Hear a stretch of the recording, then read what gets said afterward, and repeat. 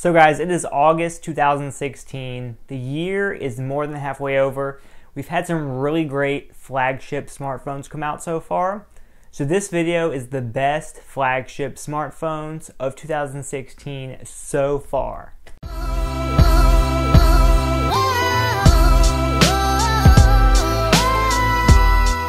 And before we get started, guys, be sure to give this video a big thumbs up. Believe it or not, it helps my channel out a bunch.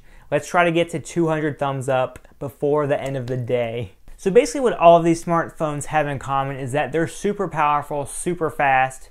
They all have Quad HD display. They all have a Snapdragon 820 processor. They all have 4 gigabytes of RAM. So theoretically, they all should be able to run just as fast. And for most common things, they do. You won't notice much of a difference. They all load apps fast. They're all silky smooth. But there are a few differences here or there. So basically, everyone is going to have their own favorite smartphone. But these are the best smartphones that have come out in 2016 so far. I'm going to tell you what I love about them. You can use that information. Let me know what you think. What is your favorite smartphone of the year from this information? So first on the list is the HTC 10. If you haven't had a chance to hold this yet, it's a really good device. It's made out of aluminum all the way around. It feels really sturdy and strong in the hand. Honestly, out of all these devices I'll mention today, it's probably going to be the one that's the best if you drop your phone. The Galaxy S7 and the Note 7 both are made out of glass, so they're going to break. The LG G5 is also made out of metal, but it's not as strong in my opinion. Some other really good features of the HTC 10 is that the front-facing camera has optical image stabilization. So when you're vlogging or taking pictures in low light, everything's going to look a lot better. Now, HTC has always had the best speakers on any smartphone in my opinion. There are a few other phones that can rival it, but HTC, for the most part, is really good. The HTC 10, however, doesn't have the dual front-facing speakers. That's where a lot of people give it some criticism. However, don't take that lightly. The speakers still sound really good. They're plenty loud, and out of these phones I mentioned today, it's going to have the best speakers. It also has a DAC amplifier, so if you want to listen to high-quality music, this phone is also the best out of the bunch. Out of all 4 of these phones as well, the HTC 10, in my opinion, has the best fingerprint scanner because how you activate it, you simply tap your finger to the fingerprint scanner. You don't have to press any buttons or anything, so that's what makes it so fast. The LG G5, you first have to press the button on the back, then it activates it. The Samsung S7 and the Note 7, you both have to press the button first and then it will activate. The HTC 10, it senses when your finger taps it and it turns it on. So it is like lightning. If this was lightning, this is a snap those. And last but not least, if you value stock Android, the HTC 10 is going to be closest to anything out here right now. Basically, the HTC 10 at the moment is the closest thing you'll get to a Nexus device if you want to buy a Nexus device in 2016 as of right now. We all know there's going to be other Nexus devices coming out this year, but they're not quite out yet. So those that love stock Android, the HTC 10 is your best bet. And before I talk about the LG G5, I just want to thank AT&T for sending it out to me. All the other devices I mentioned today, I've actually purchased with my own money, reviewed them. They've all been my daily driver for a certain amount of time. The LG G5, though, I never had a chance to try out. So I was lucky enough for AT&T to send me a review device. So I got to experience LG's side of the flagship. Okay, the LG G5, another great flagship phone that came out this year. It even came out with something unique called modules where you can pop out the bottom and you can put in something new. You can replace the battery easily. In my opinion, the modules did not make this phone. The cool thing about it, the modules also happen to bring in replaceable battery, which this is the only phone out of the bunch that I'm talking about that has a replaceable battery, which is huge for some people, so keep that in mind for sure. And another feature that I've never encountered for on a smartphone is that the Gorilla Glass on the front of the display is completely flat on the front and on the sides.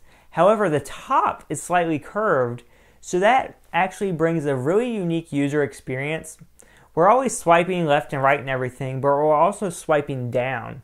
So when you're pulling the notification pane down, your finger actually goes over the smooth hump, and it feels good. That's the only way to really say it. It's just like a refreshing experience. And last but not least, one of the greatest features of the LG G5 is that it has a wide angle camera. Now when I hear that, I'm like, okay, whatever, my S7, my Note 7 is wide enough. But no, the LG G5's wide angle camera is like so wide you can actually see the picture kind of distort, kind of like you're taking a picture with a GoPro. So if you want a really wide selfie, if you want a full room shot, this will have you covered. This will be the widest shot you'll ever see on a smartphone so far. Okay, so next in the bunch is the Galaxy S7. No surprise to anybody, the Galaxy S7 is one of the best smartphones out right now. It has a great camera. It is the best camera on the market, no doubts about it. The low light performance is really good. It has what we call focus pixels, so it will autofocus really quick. Like the camera, if you value a camera on a smartphone, get the S7 or get the Note 7. There's no doubt about it. Also, something that Samsung is really great for and famous for is their screens. The S7, the Note 7 both have really good AMOLED screens. The blacks are super black. The colors are very vibrant. That's all I gotta say. And one feature that may be a pro, maybe a con with the S7, out of the smartphones that I'm reviewing today, the S7 is the last phone that has micro USB. USB Type-C is the wave of the future, and most phones have it.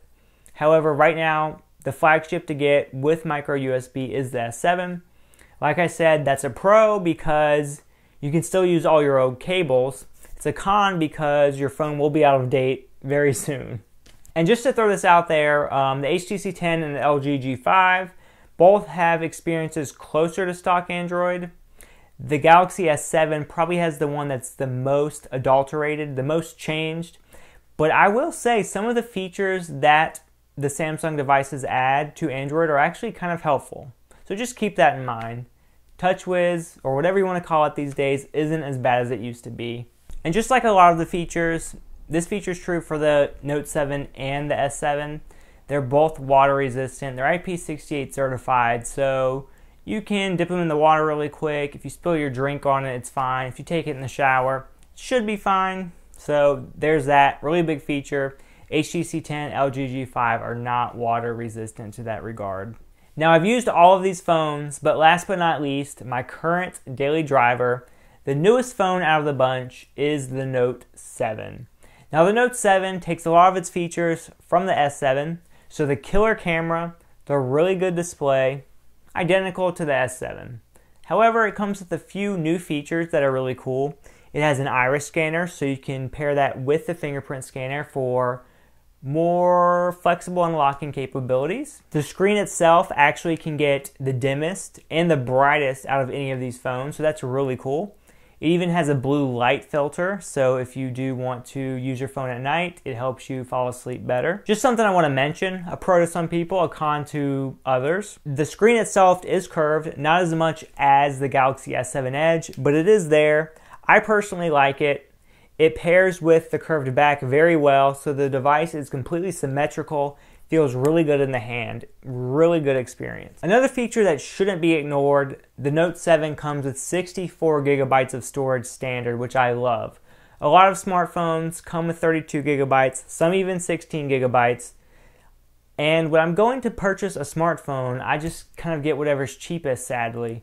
But I love that they're forcing 64 gigabytes on me because that's the sweet spot. Like, you have plenty of storage for music, games, apps, without having to move much to your SD card, but you can too, and just like all the other phones I mentioned today, they all have expandable storage, but the storage on your phone is faster, so put a lot of your stuff there if you can help it. Note 7, of course, yes, has a stylus. It is the Note. I personally don't use it that much, but one feature I really love is that you can take the pen right out without the screen even being on. You can write a note and you can actually pin it to the always on display. So if you have something important you have to remember, you just write yourself a note, pin it, you're good to go, and it's there for you to see. So really cool feature there. And last but not least, a feature that a lot of people don't really care about, but if you want the newest phone on the market, the Note 7 is it. All the other phones I mentioned came out months before, still in 2016, but the Note 7 is the freshest with an August 2016 launch. 2016 still holds a few more months to it.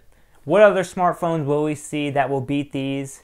The only one that I'm really excited for is the iPhone 7. I can't wait to see how that looks. And guys, this is just my opinion on the best smartphones right now. What's your opinion? Does it match mine? Is it something else? Let me know in the comment section below. And like always, if you enjoyed this video, be sure to give it a big thumbs up and subscribe to my channel if you're not already. I make new tech videos all the time. Until next time, guys, bye.